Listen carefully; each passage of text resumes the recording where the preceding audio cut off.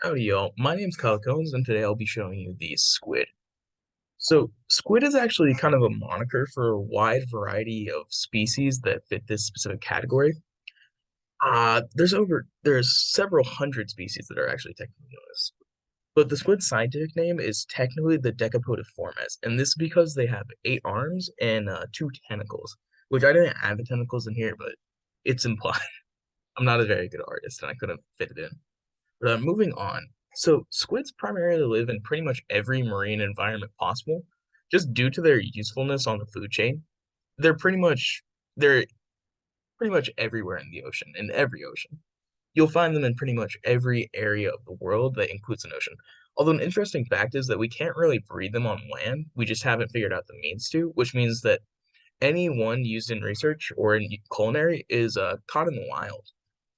So in addition to this, a squid's diet, it's primarily heterotrophic. In fact, it's almost always carnivorous.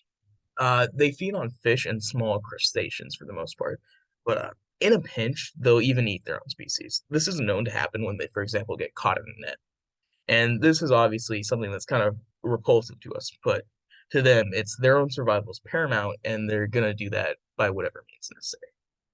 So in addition to that, they have several predator-prey relationships just because of the fact that they're pretty much in that middle ground of the food chain, which means they predate on things like smaller fish, like crustaceans, as mentioned earlier. They get them for their food source. But they're also perfect prey for things like whales, because whales can't really eat a wide variety of crustaceans just because of their size. It won't fill them as much. But a squid, which is a slightly larger and depending on the size can be huge, is that perfect middle ground. And they can even be eaten by bigger fish, such as the toothfish, as mentioned. And as you can see by the drawing, the whale looks pretty happy with this process. So squids have a variety of unique traits that are only shared really by a few other species. So, like for example, their ability to squirt ink, that's pretty much only squid and octopi that can do that. But it is a huge advantage for them in their marine environment because the ink propagates throughout the water and it's basically the perfect defense mechanism. So, say a predator is coming for them, they'll squirt their ink when they're alarmed and it'll disorient the predator.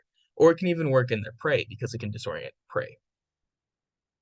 In addition to this, because some of them have bioluminescence, that can allow them to glow in the dark essentially, which really helps because they have these very advanced photoreceptors in their eyes, which makes them extremely good at that.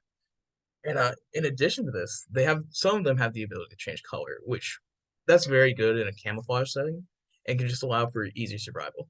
So their location on the tree of life, they're located within the phylum Mollusca or Mollusca, and that's actually the second largest phylum located within the kingdom Animalia because it covers such a wide range of species. Now, why don't I show you a video of just what I'm talking about? This is from the AP in Tokyo.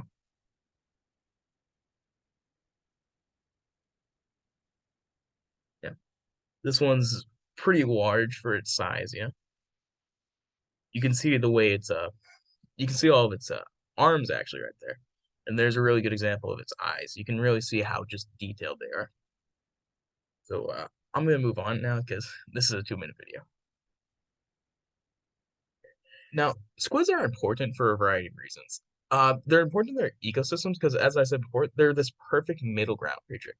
They take the organisms from the bottom of the food chain, they eat them, and they are able to provide a better form of sustenance for those at the top of the food chain. So, for example, the whale. And they basically keep it in line, and without them, their entire food chain, the entire ocean wouldn't be able to function as effectively just because of how useful they are to this. And in addition to this, to us, they're important not only as culinary, where they're used in things like calamari and several cultural dishes, but they're used in the study of the nervous system and photoreceptors. And that's because they have such advanced complexes in both of these that they're perfect for studying things like Alzheimer's and dementia. And these are my sources. Thank you for your time.